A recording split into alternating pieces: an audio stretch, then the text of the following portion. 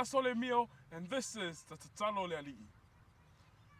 Lo matota mai le langi, ia pa ia lo usua faualasi,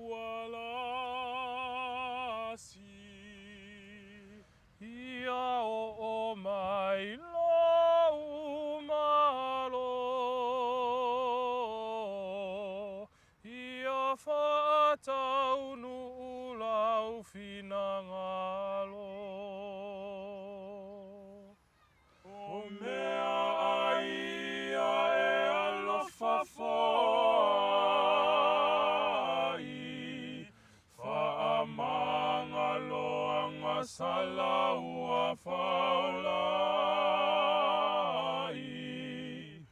He pei o na mato fai ai e angaleanga, faapea na fesoso ani mai o le anganga.